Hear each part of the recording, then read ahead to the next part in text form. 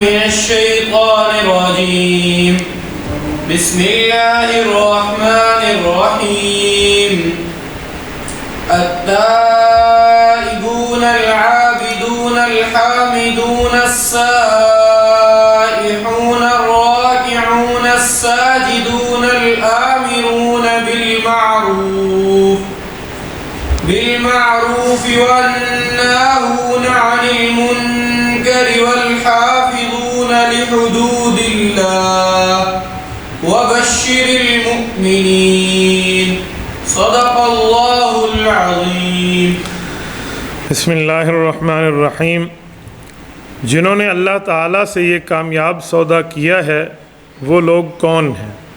وہ توبہ کرنے والے ہیں، اللہ تعالیٰ کی بندگی کرنے والے ہیں، اس کی حمد کرنے والے ہیں، روزے رکھنے والے ہیں، رکوع میں جھکنے والے ہیں، سجدے کرنے والے ہیں، نیکی کی تلقین کرنے والے ہیں اور برائی سے روکنے والے ہیں اور اللہ کی قائم کردہ حدود کی حفاظت کرنے والے ہیں.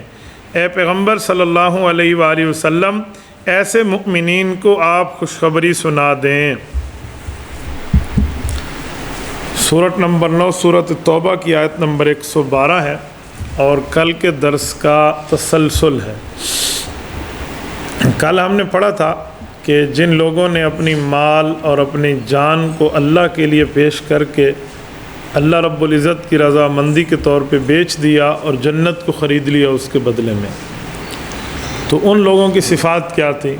2-3 صفت کل ذکر ہوئی ہیں. یقاتلون فی سبیل اللہ فیقتلون ویقتلون، کہ وہ اللہ کے راستے میں جہاد کرتے ہیں، اپنی جان دینے کی قربانی دینی پڑے تو وہ بھی دیتے ہیں اور اسلام پہ جان لینا پڑے تو وہ بھی لیتے ہیں. آخر میں اللہ رب العزت نے فرمایا تھا فاستبشروا ببیعکم الذی بایعتم بہ، کہ خوشخبری پانی چاہیے، خوش ہونا چاہیے ان لوگوں کو جن نے یہ کاروبار اللہ سے کیا ہے. اب وہ کاروبار کرنے والے کون ہیں اور ان کی خوشخبریاں کیا ہیں؟ ایک تو کل ذکر ہوا اور ایک آج ان کی صفات ذکر کی ہیں. یہ قرآن کریم نے 8 صفات ذکر کی ہیں صحابہ کرام کی، اور ان کے واسطے سے تمام امت کے مؤمنین کے اندر بھی یہی صفات ہونی چاہیے. ان میں سب سے پہلے توبہ کی بات کی ہے، نمبر 2 عبادت، نمبر 3 اللہ کی حمد، نمبر 4 روزے رکھنا، نمبر 5 رکوع، نمبر 6 سجدہ، نمبر 7 امر بالمعروف نہی عن المنکر، اور نمبر 8 اللہ کی حدود کی حفاظت کرنا. اور اس کے بعد فرمایا وبشر المؤمنین، ان مؤمنین کو یہی خوشخبری سنا دیں. یعنی مومن ہونے کے لیے، مجاہد فی سبیل اللہ ہونے کے لیے یہ شرط ہے کہ اس میں یہ 8 چیزیں پائی جائیں. ان میں جو پہلی چیز ہے توبہ کرنے والے، التائبون. میں اس پر پہلے بھی عرض کر چکا ہوں ان اللہ هو التواب کی آیت کے تحت، کہ توبہ کا معنی ہوتا ہے اپنی غلطی پر ندامت اختیار کرنا، اپنی غلطی پر معذرت کرنا، اپنی غلطی پر معافی مانگنا. جو دل سے بندہ شرمندگی محسوس کرے اسے توبہ ہے. توبہ کے لیے ضروری نہیں ہے کہ بندہ ہاتھ اٹھائے، بس گناہ کرنے سے ہاتھ اٹھا لے یہ ضروری ہے. توبہ تو ان کی بھی قبول ہوتی ہے جن کے ہاتھ نہیں ہوتے. توبہ قبول کرانے کے لیے ضروری نہیں ہے بندہ ہاتھ اٹھائے، یہ اس کے آداب میں شامل ہے. بس گناہ سے ہاتھ کھینچ لینا چاہیے. بعض اوقات لوگ گناہ کو گناہ نہیں سمجھتے. مثال کے طور پہ کسی کو نہ پانی پی لو، وہ کہے گا میرا روزہ ہے. کھانا کھا لو، کہے گا میرا روزہ ہے، کھانا کھانے سے روزہ ٹوٹ جائے گا. لیکن یہ غیبت کر کے دوسرے کا حق کھا رہے ہوں گے یہ نہیں سمجھیں کہ میرا روزہ ٹوٹتا ہے. تو صرف کھانا کھانے سے روزہ نہیں ٹوٹتا، کسی کا حق کھانے سے بھی آپ کے معاملات خراب ہو سکتے ہیں. تو یہ فرق ہم گناہوں میں نہیں کرتے نا، جس کی بنیاد پہ گناہ دل میں رچ جاتا ہے، بس جاتا ہے. میں بعض اوقات حیران ہوتا ہوں، شیطان کی چالوں کو دیکھے نا تو قرآن کہتا ہے زین لہم الشیطان اعمال، شیطان ان کو ان کے اعمال خوبصورت کر کے دکھاتا ہے. تو بعض اوقات شیطان گناہ کرواتا ہے اور دینی کور میں لپیٹ کے کراتا ہے. محبوب سبحانی ذل رحمانی حضرت شیخ عبد القادر جیلانی رحمۃ اللہ تعالیٰ علیہ تشریف فرما تھے، شیطان نے اتنی بڑی شخصیت کو گمراہ کرنے کے لیے خدائی زبان کا لبادہ اوڑھا، اور ایک کونے سے شیطان نے آواز دی کہ عبد القادر میں تیرا خالق قادر بات کر رہا ہوں، تیری عبادت، ریاضت، تقوی، طہارت ہمیں پسند آ گئی اور تو نے بہت اچھی عبادت کر لی ہے اور آج کے بعد تیری عبادت قبول ہے، بس تجھے مزید عبادت نمازوں کی ضرورت نہیں ہے، بس تیری عبادتیں قبول ہو گئیں۔ حضرت شیخ عبد القادر جیلانی نے تھوڑا سا سوچا اور اس آواز کو جواب دیا کہ تو اللہ نہیں ہے، تو شیطان مردود ہے، میں امتی ہوں، میری عبادت قبول ہو گئی ہے، آگے نہ کرو۔ یہ جملہ رسول اللہ صلی اللہ علیہ وسلم کو تو نہیں فرمایا گیا جن کا ہر سجدہ قبول ہے، انہیں تو نہیں کہا گیا کہ آپ اگلی عبادت چھوڑ دیں۔ تو عبادت چھڑوانے کے لیے تیرے پاس نورانی داؤ ہے اور تو شیطان ہے، میں تیری بات نہیں مانتا، میں اللہ کی عبادت جاری رکھوں گا۔ دیکھو کتنا بڑا وار کا جواب دیا۔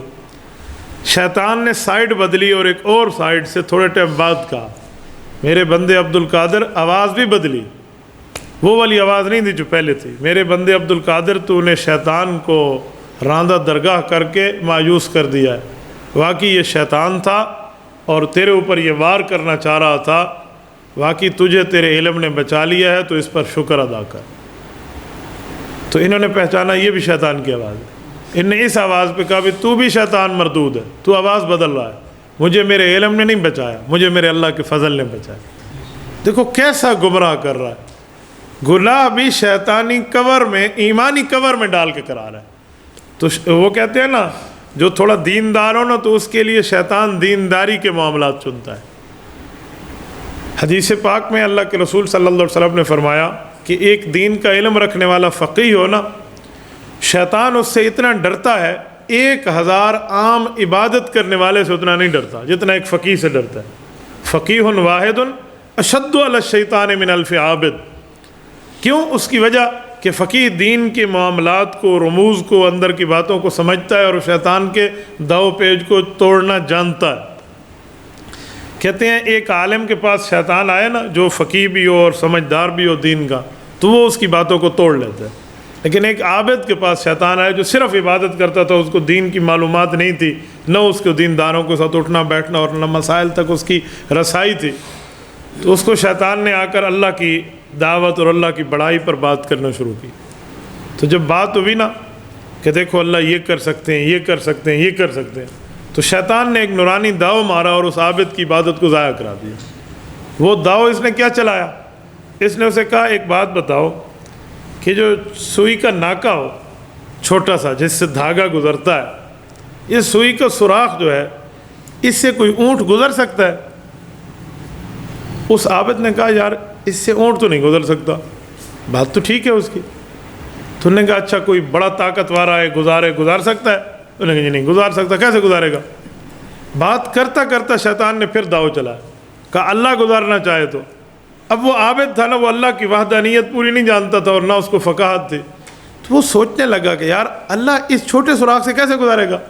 یا تو اونٹ چھوٹا کرے گا تو وہ اونٹ نہیں رہے گا، سوراخ بڑا کرے گا وہ سوئی کا سوراخ نہیں رہے گا، تو اس نے کہا اللہ بھی نہیں گزار سکتا، اونٹ اس سے گزر کیسے سکتا ہے؟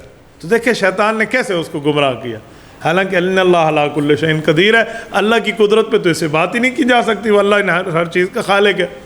تو اسی لیے اللہ کے رسول صلی اللہ علیہ وسلم نے فرمایا کہ دین کی سمجھ بوجھ ہونی چاہیے، پھر بندہ شیطانی داؤ توڑ سکتا ہے۔ یہاں بھی یہی ہے کہ التائبون، گناہ ہو جائے، غلطی ہو جائے تو فوراً توبہ کر لیں، اور یہ بات یاد رکھیں گناہ کرنے کے بعد شیطان کا ایک وار یہ بھی ہوتا ہے کہ وہ آئندہ نیکیوں پر مضبوط نہیں رہنے دیتا۔ وہ کہتا ہے دیکھو تجھ سے غلطی ہوئی تھی، اب کس منہ سے اللہ سے مانگ رہا ہے؟ اتنا بڑا گناہ کرنے کے بعد بھی معافی مانگے گا، تجھے معافی نہیں ملنی۔ وہ انسانوں پر قیاس کراتا ہے، کیونکہ انسان دوسری بار معاف کر دے تو تیسری بار تانا ضرور دیتا ہے کہ چوتھی بار غلطی کر رہا ہے یار، تو تیرا دماغ خراب ہے، تیرا عقل نہیں ہے، یہ انسان کی عادت ہے۔ لیکن اللہ رب العزت کبھی تانا نہیں دیتے کہ تو نے پہلے گناہ کیا تھا پھر معافی مانگ رہا ہے، ہر بات بندہ اخلاص سے مانگے تو ہر بار معافی ملتی ہے۔ تو شیطان یہ دل میں مایوسی پیدا کرتا ہے کہ یار توبہ کرے گا نا تو اس دل سے اللہ معاف نہیں کریں گے، بس ایسے ہی ہے، یعنی وہ چاہتا ہے کہ بندہ اللہ سے لو نہ لگائے۔ تو یہ نہیں ہونا چاہیے کہ ایک گناہ کے بعد جب بندہ پکی توبہ کر لے اور پھر توبہ ٹوٹ جائے تو دوبارہ توبہ کے لیے نہیں، دوبارہ توبہ بھی اللہ کے ہاں سے ملتی ہے۔ تو التائبون یہ صحابہ کرام کی صفت بیان فرمائی، مجاہدین فی سبیل اللہ کی صفت بیان فرمائی، اور ان کی خوشخبری کے لیے وبشر المؤمنین کی بات فرمائی۔ تو جب اتنی بڑی غلطی پر رب معافی دے دے تو کسی غلطی پر بھی اللہ معافی دے سکتے ہیں۔ فرعون نے خدائی دعویٰ کیا تھا. فرعون نے کوئی چھوٹا موٹا دعویٰ نہیں کیا, مولوی ہونے کا دعویٰ نہیں کیا تھا, یا کسی مسجد کا امام ہونے کا دعویٰ نہیں کیا. انا ربکم الاعلیٰ کہا کہ میں خدا ہوں. اس کو بھی اللہ رب العزت نے معافی کے لیے اسپیس دے دیا. حضرت موسیٰ علیہ السلام کو فرمایا آپ اس سے پیار سے بات کریں, ہو سکتا ہے معافی مانگ لے اور میں اس کو معاف کر دوں. فرعون کے لیے بھی اللہ پاک نے اگر اسپیس رکھا ہے جو اللہ کی اتھارٹی کو چیلنج کرنے والا ہے, تو ہم گناہ گار ضرور ہیں لیکن خدائی اتھارٹی کو ہم نے چیلنج نہیں کیا, ہم نے کوئی خدائی دعوے نہیں کیے. تو اس لیے کھلے دل سے بندہ اللہ سے معافی مانگے. تو پہلی صفت التائبون, اللہ کے رسول نے فرمایا التائب من الذنب کمن لا ذنب لہ, کہ جو بندہ گناہ سے معافی مانگ لے نا وہ ایسے اس نے گناہ کیا ہی نہیں. یہ حدیث ہمیں شیطان کے وار کو توڑنا سکھا رہی ہے. شیطان کا وار کیا تھا کہ یار کس منہ سے معافی مانگ رہے ہو, اتنا بڑا گناہ, اب تجھے ویسی معافی نہیں ملنی. لیکن اللہ کے رسول نے کیا فرمایا, جب بندہ معافی مانگ لے تو گناہ کیا ہی نہیں ہے. جب گویا گناہ کیا ہی جانے والا بندہ نہیں ہے تو اب کھلے دل سے اللہ سے معافی مانگے تو اللہ رب العزت معاف ضرور فرماتے ہیں. اس لیے توبہ میں کبھی بھی دیر نہیں کرنی چاہیے. حضرت حاجی امداد اللہ مہاجر مکی, اللہ ان کی قبروں پہ کروڑوں اربوں رحمتیں نازل فرمائے, مولانا قاسم نانوتوی رحمۃ اللہ علیہ اور حضرت مولانا گنگوہی رحمۃ اللہ علیہ کے شیخ ہیں. یعنی اتنی دو بڑی شخصیات علمی طور پہ جن کے ایک دنیا میں نام اور ڈنکا بجتا ہے, وہ ان کے مرید تھے. حضرت گنگوہی رحمۃ اللہ فرماتے تھے کہ اللہ پاک مجھ سے پوچھیں گے نا کہ امداد اللہ تم میرے لیے کیا لائے, تو میں ایک طرف سے نانوتوی اور ایک طرف سے گنگوہی کو پیش کروں گا. یعنی اپنے ان لوگوں پر اتنا ان کو فخر تھا کہ یہ ماشاءاللہ اتنے نیک اور اللہ والے ہیں.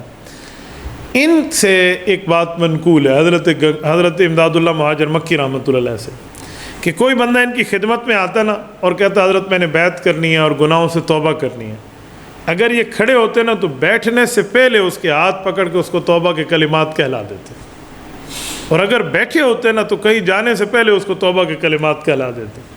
ایک بار ایک مرید نے کہا کہ حضرت میں ایک بات آپ سے پوچھنا چاہ رہا ہوں اپنی اصلاح کے لیے, کہ آپ کسی کونے میں بیٹھ جاتے, آپ نے کھڑے کھڑے اس کو توبہ کے کلمات کہلوائے کہ میں اللہ سے معافی مانگتا ہوں, جو گناہ کی اللہ معاف کر, یہ اتنی جلدی آپ نے کرائے ہیں؟ تو فرمان لگے جی بالکل میں نے جلدی کرائے. کہا اس جلدی کی وجہ, کہا جب کوئی بندہ میرے پاس آ کر کہے نا کہ حضرت مجھے اللہ سے معافی مانگنے کے لیے کلمات کہلوا دیں, میں توبہ کر لوں, تو میرے دل میں آتا ہے کہ یار میں اسے تھوڑا ٹائم دے کر بٹھا دوں, پھر کرتے ہیں یہ ہے وہ ہے, تھوڑا لیٹ کروں, ہو سکتا ہے اس کی موت کا وقت مقرر ہو اور یہ توبہ کرنے آیا اور موت سے پہلے اس کی توبہ ہو گئی, تو اگر فوت ہو گیا تو بخشا جائے گا, اور میرے اس تاخیری حربے سے اس بندے کے آخرت کا نقصان ہو جائے گا. اس لیے میری کوشش ہوتی ہے کہ جس نے توبہ کرنی ہے تو فوراً کر. یقین مانے جب داعیہ دل میں پیدا ہوتا ہے نا تو پھر اس داعیے پر بندہ مطمئن ہو کر فوراً اللہ کے دربار میں آ جائے, اس کو دیر نہ کرے, ورنہ دیر کرنے سے حالات بدلتے ہیں. کچھ دنوں پہلے کی بات ہے, میرے پاس یہاں تقریباً یہ ایک ہفتہ پہلے کی بات ہے, ہمارے 4-5 دوست ہمارے امام صاحب کے واسطے سے غیر مسلم کو لائے کہ یہ معافی مانگنا چاہتا ہے, توبہ کرنا چاہتا ہے, اور یہ دوسرا دن ہے ہمارے دفتر میں رو رہا ہے, اور رو رہا ہے, کہتے ہیں اللہ کے لیے مجھے کلمہ پڑھا لو, مجھے کلمہ پڑھا لو, میں معافی مانگنا چاہتا ہوں, میں توبہ کرنا چاہتا ہوں, میں اسلام میں آنا چاہتا ہوں. تو ہم اس کو لے کر آئے ہیں. ان لوگوں نے لیٹ کر دی اس کو لانے میں. جب اس کو سامنے بٹھایا میں نے اسے 1-2 باتیں پوچھی, میں نے کہا کلمہ پڑھاتے ہیں پہلے پوچھو سے کس بنیاد پہ پڑھ رہا ہے, کوئی لالچ پہ یا اللہ رب العزت کے لیے پڑھ رہا ہے. ایک ہی بات پوچھی تو وہ 2 دن ہو گئے تھے درمیان میں. اب جو آتا نا جیسے ہماری طرف چلا ہو بندہ, اس کو چلنے میں کوئی شیطانی داؤ پڑ گیا. تو مجھے کہنے لگا جب میں آ رہا تھا راستے میں نے ایک بات سوچی ہے, میں تھوڑا مشورہ کر لیتا ہوں خاندان سے, گھر والوں سے, ادھر ادھر سے, پھر میں کلمہ پڑھوں گا. تو میں نے کہا جی ٹھیک ہے آپ مشورہ کر لیں. جو اکرام وغیرہ تھا ہم نے اس کا کیا اور اسے بھیج دیا. اگلے دن کی بات کر جاتے ہوئے میں نے ان کے آنے والے دوستوں کا میں نے کہا یہ کلمہ نہیں پڑھے گا, اللہ پڑھا دے باقی بات ہے, میرا تجربہ ہے کہ یہ کلمہ نہیں پڑھے گا. کہتے کیوں؟ میں نے کہا آپ نے اتنا لیٹ کیا, اب اس پر شیطانی داؤ آ چکا ہے, آپ کے سامنے ہوا. تو میں نے کہا ایسے یہ نہیں پڑھنا. تو اللہ رب العزت کے بارے میں جب دل میں داعیہ پیدا ہونا تو پھر بندہ دیر نہ کرے, فوراً کرے, کیونکہ شیطان بہت خبیث ہے اور وہ ایسے داؤ ڈال دیتا ہے جس کی وجہ سے بندہ پریشان ہو جاتا ہے. تو پہلی چیز التائبون. دوسری العابدون, عبادت. اب عبادت میں اللہ رب العزت کے ہاں جو ہم نے عبادت کرنی ہے, عبادت میں ہر وہ چیز شامل ہے جو اللہ رب العزت کی عبدیت کے لیے ہمارے دل میں پائی جائے. وہ زبانی عبادت ہو, بدنی عبادت ہو, عملی عبادت ہو, مالی عبادت ہو, کوئی سی بھی ہو. التحیات للہ والصلوات والطیبات, اے اللہ زبانی عبادتیں، اے اللہ مالی عبادتیں، اے اللہ بدنی عبادتیں، یہ ساری کی ساری آپ کے لیے ہیں۔ یہ وہ لفظ ہیں جو ہم التحیات پڑھتے ہیں نا، یہ لفظ التحیات ہمارے پیغمبر صلی اللہ علیہ وسلم کی زبان سے نکلا ہے جب آپ علیہ الصلوۃ والسلام عرش پر پہنچے۔ التحیات للہ والصلوات والطیبات، اے میرے مولا میری زبانی عبادتیں، میری بدنی عبادتیں اور میری مالی عبادتیں ساری کی ساری آپ کے لیے۔ تو عبادت میں اللہ رب العزت کے اندر کسی کو شریک، کسی قسم کے معاملے میں بندہ شریک نہ کرے، اور عبادت گزاری کے طور پہ کرے۔ اللہ کی عبادت کے لیے شرط ہے کہ اس میں ریاکاری بھی نہ ہو۔ ریاکاری کا معنی دوسرے کو دکھلانا، کیوں؟ یہ بھی شرک کا ایک شائبہ ہے۔ عبادت خالص اللہ کے لیے ہو۔ اب خالص اللہ کے لیے عبادت کی ایک صفت ہے جو ہمارا دل اس پر مطمئن ہو جائے کہ یہ خالص اللہ کے لیے، وہ یہ ہے کہ کوئی دیکھ رہا ہو تب بھی میں ویسی عبادت کروں، اور کوئی نہ دیکھ رہا ہو تب بھی میں ویسی عبادت کروں۔ یعنی کسی کے دیکھنے نہ دیکھنے سے میری عبادت میں اضافہ یا کمی نہیں آنی چاہیے۔ جو میں نے تلاوت کرنی ہے، جو میں نے ذکر کرنا ہے، جو میں نے نوافل پڑھنے ہیں، جو عبادت ہے وہ کسی کے دیکھنے پہ بڑھ نہ جائے اور کسی کے نہ دیکھنے پہ کم نہ ہو جائے، یوں نہیں ہے، بس اللہ کے ساتھ معاملہ بندے کا چلے، یہ عبادت ہے۔ بعض عبادتیں ایسی ہیں جو چھپا کر کرنی چاہیے، اور بعض عبادتیں ایسی ہیں جو لوگوں کے سامنے کرنی چاہیے۔ چھپا کر عبادات نوافل ہیں، نفلی عبادت ہے، وہ صدقہ ہو، وہ نماز ہو، وہ نوافل کی جتنی عبادت۔ جو فرائض ہے نا، اس کے بارے میں شیطانی داؤ چلتا ہے بھی یہ چھپا کے کرو، نہیں، فرائض ظاہر کر کے کر لیں۔ باجماعت پڑھے گا بندہ، سب کے سامنے نماز پڑھے گا، ورنہ کہیں گے تیرے دل میں ریا آتا ہے تو چھوڑ دے۔ نہیں بابا، یہ کوئی ریاکاری کی بات نہیں ہے۔ جو فرض ہے اس کے لیے کوئی کسی قسم کا معاملہ نہیں ہے، وہ ہم نے سب کے سامنے کرنے۔ اب ایک بندہ کہ میں چھپ کے حج کروں گا تو کیسے کرے گا؟ تو یہ معاملہ نہیں ہے۔ ہاں، اخلاص بندے کے دل میں ہوتا ہے، بس دل کے معاملے کو دیکھے کہ میں جب جماعت میں ٹھہرا ہوں، نماز جماعت میں پڑھ رہا ہوں، تو میرے دل میں ریاکاری اس بنیاد پہ تو نہیں ہے لوگ کہیں جی نیک ہے، نہ، میں اکیلا ٹھہروں بھی پڑھوں گا، میں سب میں ٹھہروں پھر پڑھوں گا، تو اس میں اخلاص ہونا چاہیے، اس میں ریاکاری قریب نہیں آنی چاہیے۔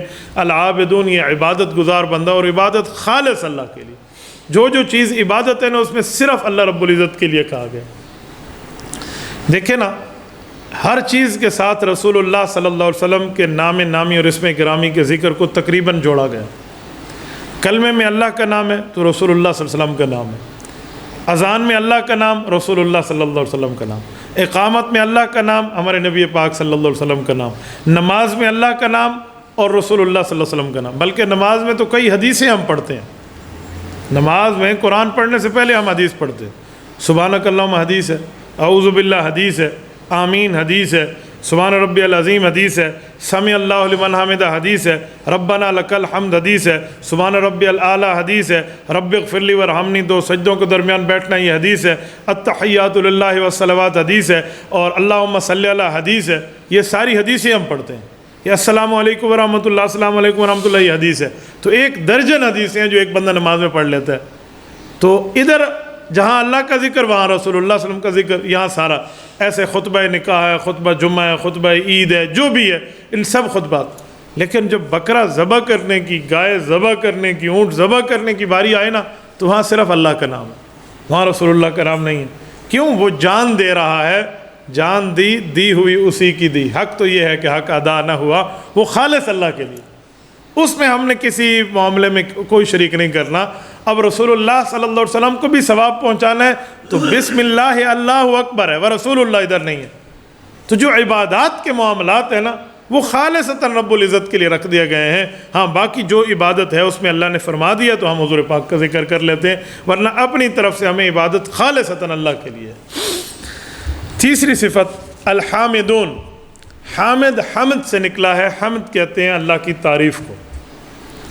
تو رب العزت کی تعریف، اللہ رب العزت کی تعریف، یہ یاد رکھیں، یہ ایسی چیز ہے جو ہر وقت کرنی چاہیے، اور اللہ کی تعریف کے بغیر ہم ایک قدم بھی نہیں ہلا سکتے۔ اللہ کی تعریف نہ ہو تو بندہ نہیں چل سکتا۔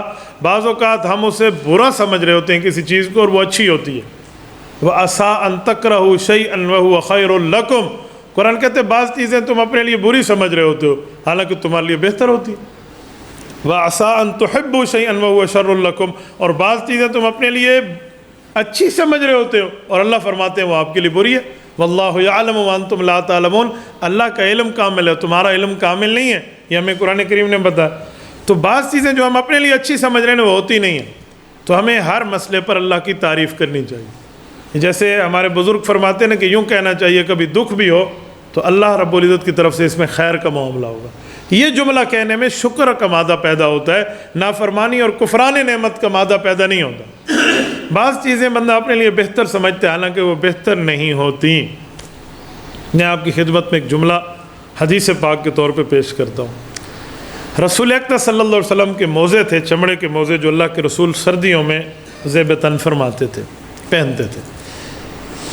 آپ علیہ السلام نے 2 موزے رکھے اور حضور علیہ السلام وضو فرمانے لگے. پہلی مرتبہ جب بندہ موزے پہنے تو وضو مکمل کرتے نا پاؤں دھو کر. صحابہ کرام کہتے ہیں کہ ایک کوا آیا اور اس نے ایک موزے کو چونچ سے اٹھایا اور اڑ کر اوپر چلا گیا فضا میں. تو ہم میں سے بندوں نے اسے ایسے کھینچنے کی کوشش کی، کوئی بھگانا، وہ ادھر ادھر کے موزہ واپس کر دے. کوے نے واپس نہیں کیا تو ہم مایوس سے ہو گئے کہ دیکھو یار یہ آپ علیہ السلام کی موجودگی میں ہم حضور پاک کا ایک موزہ کوے کو دے بیٹھے تو کیا ہوئی ہماری حفاظت. ہم دل میں خود کو کوسنے لگے کہ ہم سے کوئی اچھی چیز نہیں ہوئی. تو اسی اسنا میں کوے نے اس کو الٹ پلٹ کیا نا تو اس سے سانپ کا ایک بچہ گر گیا.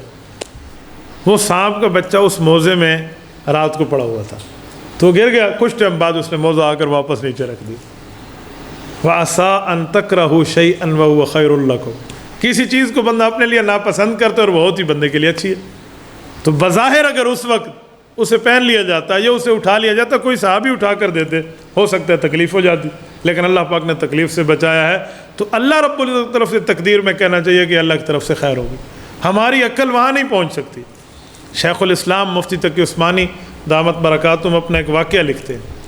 کہتے ہیں میں حرم کعبہ میں بیٹھا تھا اور اگلے دن میں نے ایک یورپ کے ملک جانا تھا.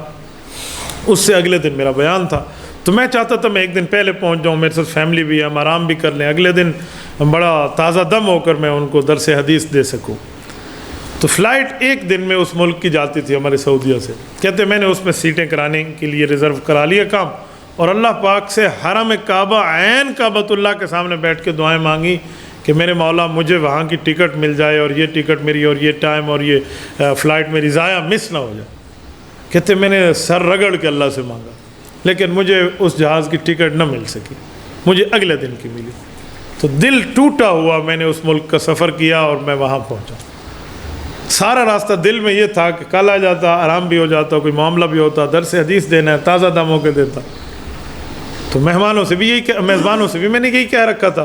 تو کہتے جب اس ملک میں ایئرپورٹ پہ اترے اور مجھے مہمان وصول کرنے آئے تو میں نے انہیں کہا کہ یار بس میں کل نہیں آ سکا، اب تقدیر کی بات ہے تو اس پر مایوس تو نہیں ہونا چاہیے، لیکن دل میں میری ایک بات تھی کہ میں کل آ جاتا. تو ایک دن میرا سعودیہ میں گزرا ہے تو میں آ نہیں سکا، بس آج آپ کے پاس آیا ہوں، ورنہ کل میری تو انہوں نے کہا حضرت ہم اللہ کا شکر ادا کر رہے ہیں کر سے کہ آپ کل والی فلائٹ پہ نہیں آئے. کیا ہوا؟ کہ وہ ہائی جیک ہو گئی اور اغوا کر لی گئی. تو کہتے ہیں جو کعبۃ اللہ میں بیٹھ کے دعا مانگی تھی اس کا ثمرہ مجھے یورپ پہ جا کے ملا کہ یار دیکھو بعض چیزیں ہم اللہ سے مانگتے ہیں اور وہ ہمارے لیے بہتر نہیں ہوتی نا تو اللہ پاک عطا نہیں فرماتا. تو اس لیے کچھ چیزیں ایسی ہیں جن پر بندے کو خاموش ہو جانا چاہیے، وہاں عقل نہیں چلانی چاہیے کہ یوں ہے یوں ہے یوں ہے. بعض چھوٹی تکلیف دے کر اللہ بہت بڑی مصیبت سے بچا رہے ہوتے ہیں جو ہمارے دماغ میں نہیں ہوتی کہ یہ مصیبت ہے، یوں ہے یوں ہے یوں معاملہ. تو یہ فرمایا الحامدون، اللہ کی تعریف کرنی چاہیے ہر وقت. اور تعریف تو مسلمان کا خاص ہے کہ ہر وقت اللہ رب العزت تعریف کرے گا اور ہر معاملے میں کرے گا. اور تعریف کے لیے لہ الحمد فی الاولی والآخرہ. قرآن کہتے ہیں ہر چیز کی ابتدا میں بھی اللہ کی تعریف ہے، ہر چیز کی انتہا میں بھی اللہ کی تعریف ہے. دیکھیں نا جب بیان شروع کیا جاتا ہے تو کہتے ہیں نحمدہ ونصلی علی رسول الکریم یا الحمدللہ نحمدہ، یہ حمد اللہ کی تعریف ہے. اور جب ہم ختم کرتے ہیں تو کیا کہتے ہیں وآخر دعوانا ان الحمدللہ رب العالمین. یہ آخر میں بھی حمد ہے، تو شروع میں بھی حمد، آخر میں بھی حمد. کیوں؟ اس امت کو جو نام ملا ہے وہ نام بھی حمد والا ہے. امت کا نام ہے امت حمادون، تعریف کرنے والی امت. تو امت محمدیہ کا یہ نام ہے. اور اللہ نے ہمارے پیغمبر صلی اللہ علیہ وسلم بھی محمد تعریف والے دیے ہیں. حضور پاک صلی اللہ علیہ وسلم کا زمین پہ نام محمد اور آسمانوں پہ نام احمد ہے، تو دونوں میں تعریف ہے. اور جو کتاب اللہ نے رسول اللہ صلی اللہ علیہ وسلم پر نازل فرمائی ہے اس میں بھی سورۃ فاتحہ کی ابتدا الحمدللہ سے ہے، تو تعریف سے ہے. ہر جگہ تعریف تعریف تعریف کی بات ہے.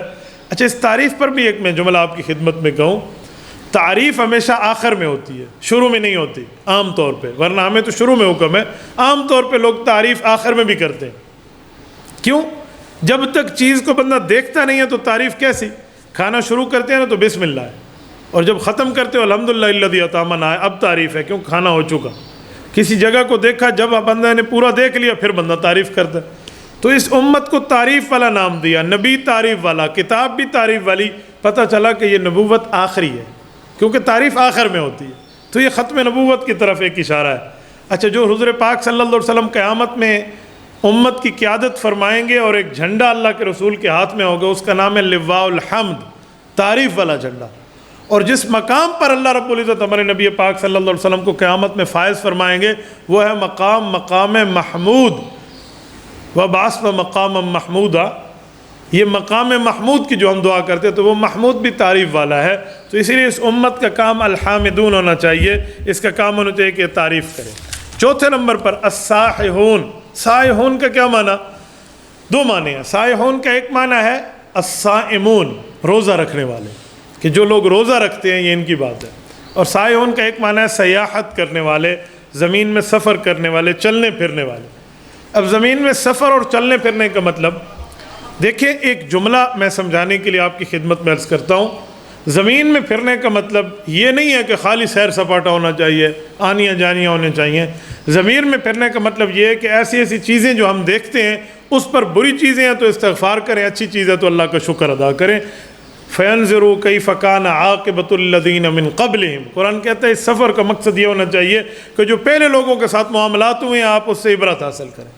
تو اس کو یوں دیکھ، اللہ کے رسول صلی اللہ علیہ وسلم تبوک کے سفر میں سر جھکا کر، سر پر کپڑا ڈال کے اپنی سواری کو تیز فرما دیا تھا جب قوم عاد سمود کے عذاب یافتہ بستیوں سے اللہ کے رسول گزرے تھے، تو فرمایا تھا یہاں کا اگر پانی آپ نے مشکیزوں میں لے لیا ہے تو اسے پھینک دو یا جانوروں کو پلا دو، ہم پانی بھی استعمال نہیں کرتے۔ یہ وہ لوگ ہیں جن پر اللہ کا عذاب آیا تھا، یعنی ایسے وہاں سے نکلنا ہوتا ہے۔ تو یہ عبرت پکڑنے کے لیے ہے۔ تو ایک تو سفر اگر اس کا معنی لیں تو عبرت والا سفر۔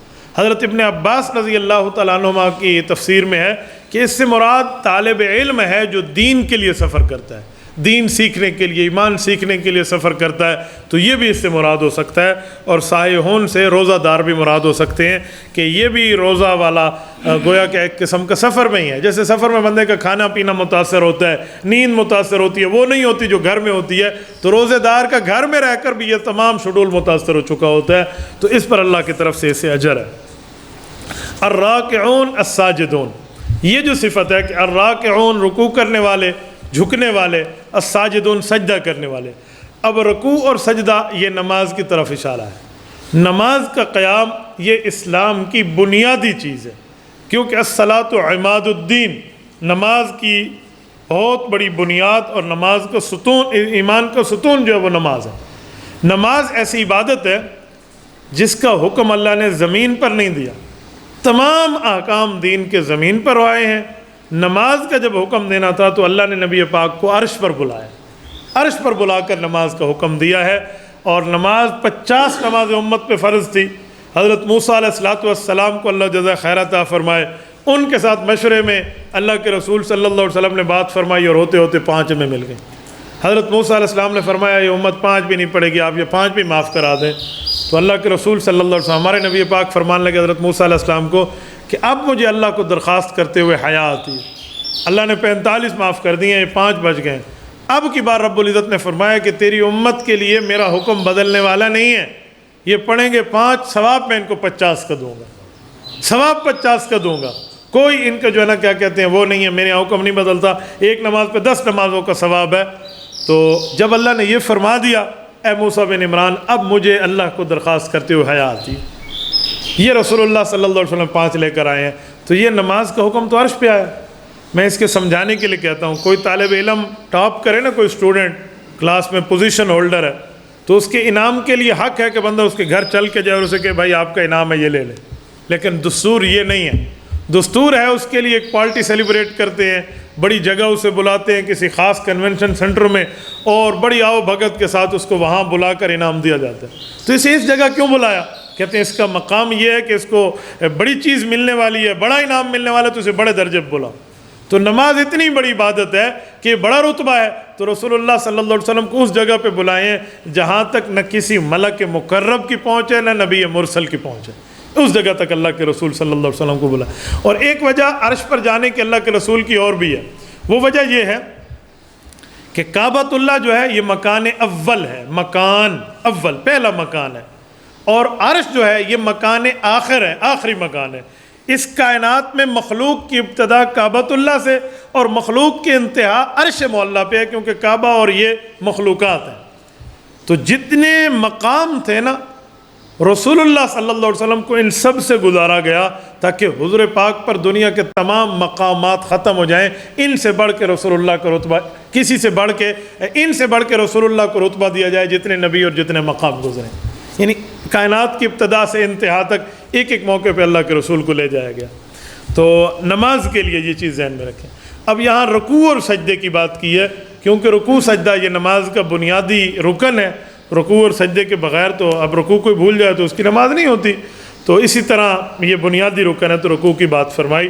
ورقع مار راکعین کہہ کر بھی قرآن کریم نے رکوع کی بات کی ہے۔ تو رکوع ہونا چاہیے۔ رکوع کے لیے شرط ہے کہ بندے کی کمر بالکل سیدھی ہو۔ حدیث پاک میں کوہان جیسے ہوتی ہے نا اونٹ کی یا اس طرح بیل کی جو اوپر یہ جگہ اٹھی ہوتی ہے، یہ کوہان یوں نہیں ہونا چاہیے کہ بندہ یوں ٹھہر رہے، بلکہ اپنی کمر کو جتنا سیدھا رکھ سکتا ہے ویسے ہی رکھے، یہ رکوع ہے۔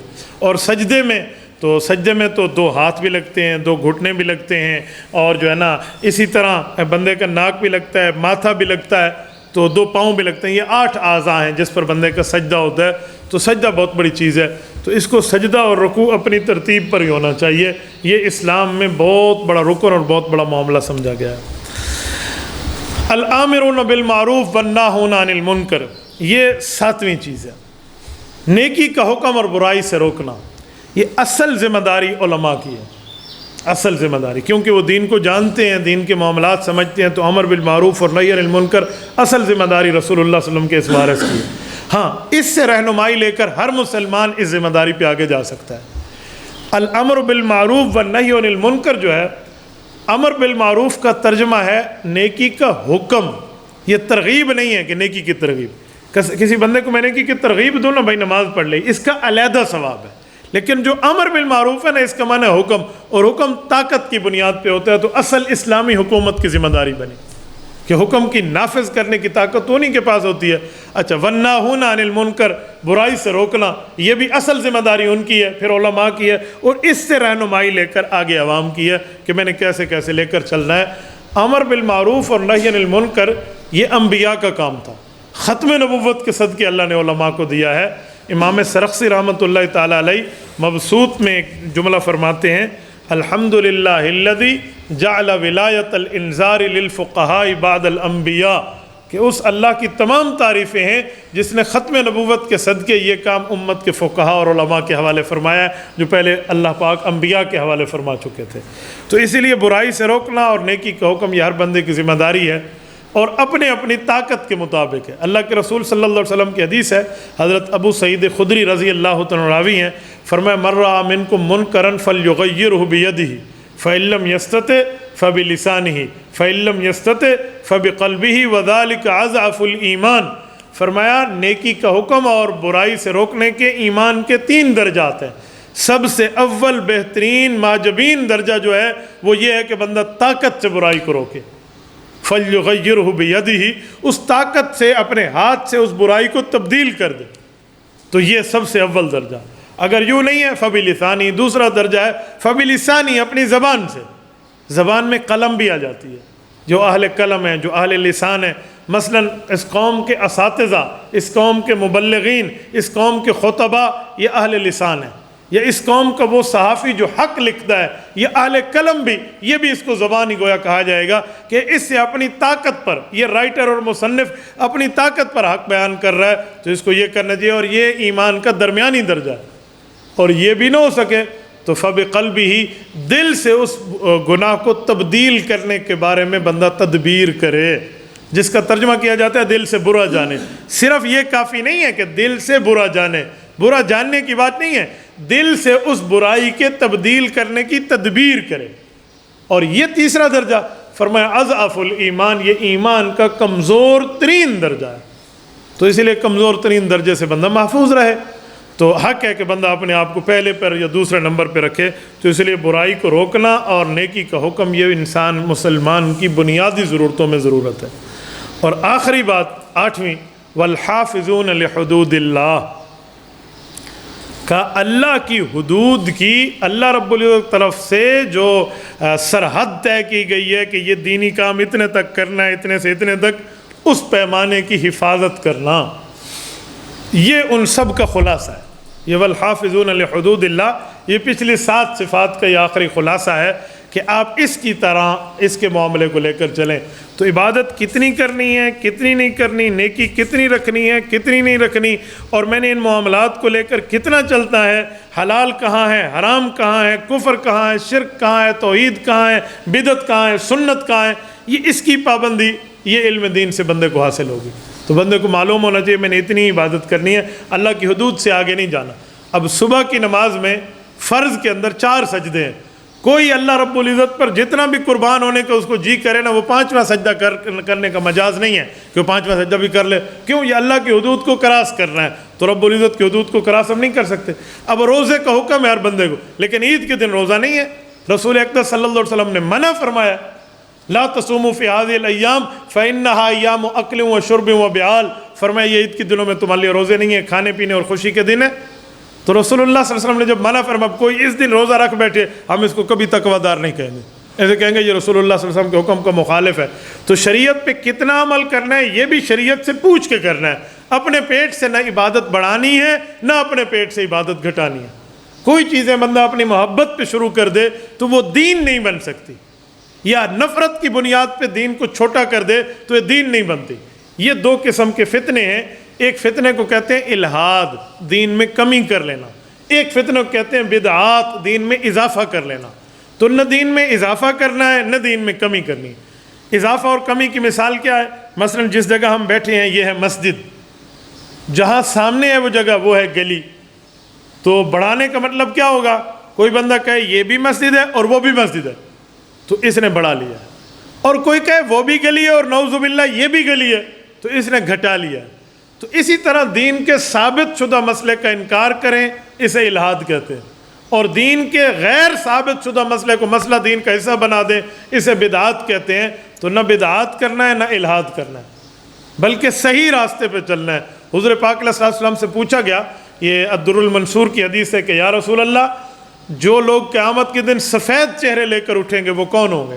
تو اللہ کے رسول نے جو بتایا ہے نا، فرمایا ہم اہل السنت والجماعہ، نہ وہ الہاد والے ہوں گے نہ بدعات والے ہوں گے، بلکہ اہل السنت والجماعت والے ہوں گے۔ تو اہل السنت والجماعت کا مطلب اصلی شکل میں دین کو آگے پھیلانا، جو نبی اور نبی کے صحابہ اور اہل بیت سے ہمیں ملا ہے، اس کو لے کر آگے چلنا۔ تو یہ ہے والحافظون لحدود اللہ۔ اور اس پر ایک بات میں آپ کی خدمت میں سمجھانے کے لیے کہتا ہوں، حدود اللہ کی حفاظت یہ طاقت سے ہو سکتی ہے، کمزوری سے نہیں ہو سکتی، اور طاقت کا موجودہ ذریعہ سیاست اسلامی ہے۔ اسلامی سیاست کو اپنانا یہ اسلام کا حکم ہے۔ بعض لوگ عوامی ذہن کے مطابق یہ سمجھتے ہیں کہ کوئی عالم، کوئی دیندار اگر سیاسی میدان میں آئے نا تو اسے لوگ کہتے ہیں یہ تو کھانے پینے کے لیے اپنے پیٹ کو آگے رکھ کے آ گیا ہے۔ یوں نہیں ہے، سیاست اسلام کا حصہ ہے۔ اب سننا، حدیث پاک میں آپ کو سنا رہا ہوں، ذرا توجہ سے سنیں۔ صحیح مسلم کی حدیث ہے، حضرت ابو ہریرہ فرماتے ہیں اللہ کے رسول صلی اللہ علیہ وسلم نے ارشاد فرمایا، کانت بنو اسرائیل تسوسهم الانبیاء کلما ہلک نبی خلفہ آخر وانہ لا نبی بعدی فبعدی فسیکثرون خلفاء او کما قال علیہ السلام۔ فرمایا لوگوں پہلے نبی آتے تو اللہ اسے نبی بنا کر بھیجتے اور سیاست دان بنا کر بھیجتے۔ ہر نبی آتا وہ نبی بھی ہوتا، سیاست دان بھی ہوتا، میں ان میں سب سے آخری ہوں۔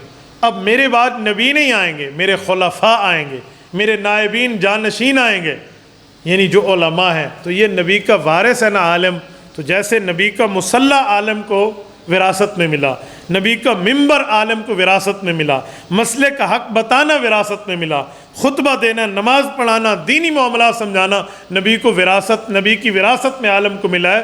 تو اسلامی سیاست میں اپنا کردار ادا کرنا بھی نبی کی نیابت اور وراثت میں عالم کو ملا۔ اس پر یہ اعتراض نہ ہو کہ یہ بندہ یوں ہے، یہ یوں ہے، یہ یوں ہے۔ ہاں کسی کی غلطی ہے تو وہ غلطی ہے، لیکن جو سیاست اسلامی ہے وہ پیغمبر صلی اللہ علیہ وسلم کی ذات سے احادیث سے ثابت ہے۔ اگر اسلامی سیاست کو عالم نہ اپنائے تو والحافظون لحدود اللہ کی حدود کو نافذ کرنے کی اسے طاقت نہیں مل سکتی، یہ طاقت ملتی تب ہے۔ یہ ہمارے بزرگ جانتے ہیں 7 ستمبر 1974 کو لیجسلیٹو اسمبلی میں اس وقت کے سیاستدان عالم دین حضرت مولانا مفتی محمود، اللہ ان کی قبر پہ کروڑوں اربوں رحمت نازل فرمائے، انہوں نے اس مرزائی دشمن رسول کو کافر اقلیت قرار دلوایا تھا۔ اور آج ہمارے ملک پاکستان میں یہ جو مرزائی ہیں یہ نان مسلم ڈکلیئر ہیں، آئینی طور پہ کانسٹیٹیوشنلی، یعنی آئینی طور پہ ان کو مسلمان نہیں سمجھا گیا، اور نہ ان کو اپنے مذہب کی تبلیغ کی اجازت ہے کہ جو رسول اللہ کے بعد نیا نبی کو مانے اور ختم نبوت کا انکار کرے۔ یہ اس وقت آئین میں حصہ کیوں بنا تھا؟ یہ اس لیے اس بنیاد پہ بنا تھا کہ عالم دین رسول اللہ صلی اللہ علیہ وسلم کا وارث بطور سیاست اس کو نافذ کر رہا تھا۔ تو علماء کی ذمہ داری جیسے مصلی امامت ہے، ایسے بیان خطابت کے لیے ممبر ہے، ایسے خطبہ نماز ہے، تو ایسے اسلامی سیاست بھی ہے جس سے والحافظون لحدود اللہ کی حدود کی حفاظت ہوتی ہے۔ یہ 8 صفات، تو آخری خوشخبری فرمائی وبشر المؤمنین، فرمائے جن میں یہ 8 صفات ہیں ان صحابہ کرام کو آپ ایماندار ہونے کی خوشخبری سنا دیں۔ یہ ایماندار ہیں، تو ایماندار مجاہد فی سبیل اللہ میں یہ تمام چیزیں ہونی چاہیے، یہ اس کا جزء لا ينفک ہے۔ جزاکم اللہ تعالی وآخر دعوانا ان الحمد للہ رب العالمین۔ الحمد للہ رب العالمین والعاقبۃ للمتقین والصلاۃ والسلام علی سید الرسل وخاتم النبیین۔ ربنا ظلمنا انفسنا وان لم تغفر لنا وترحمنا لنكونن من الخاسرین۔ ربنا آتنا فی الدنیا حسنہ وفی الآخرۃ حسنۃ وقنا عذاب النار وادخلنا الجنۃ مع الابرار یا عزیز یا غفار یا ارحم الراحمین۔ الہی آت نفسی تقواها وزکها وانت خیر من زکاها انت ولیها ومولاها۔ اے میرے مولا ہماری عبادت کو قبول فرما، اے اللہ یہ تمام اچھی صفات ہم میں پیدا فرما، اے اللہ جو صفت پر وبشر المؤمنین کا وعدہ ہے وہ تمام صفت ہم تمام مسلمانوں میں پیدا فرما دے۔ اور یہ بھی دعا کریں، ہمارے ایک بزرگ ہیں جنہوں نے مسجد کی تعمیر کرائی ہے، کل اس کی چھت ڈالی ہے وہیں ماشاءاللہ سعودیہ میں، ان کا پیغام تھا، رات بھی دعا کے لیے کہہ دیں اللہ پاک ان کو مزید مکمل کی توفیق عطا فرمائے۔ اس سمے جتنے مسلمانوں کی جو جائز حاجات ہیں، ضروریات ہیں، اے اللہ ان تمام کی تمام ضروریات کو پورا فرما، بیماروں کو صحت عطا فرما، جو دنیا سے رخصت ہے ان کی قبور کو جنت کا باغ بنا۔ جتنے ہم دوست ہاتھ اٹھائے بیٹھے ہیں ہمارے دل میں جائز حاجات اور خواہشات ہیں اسے قبول فرما۔ صلی اللہ تعالی علی خیر خلقہ محمد وعلی آلہ وصحبہ اجمعین برحمتک۔ إلهي واسع الكرم ورب البيت والحرم إليك أتيت منكسرا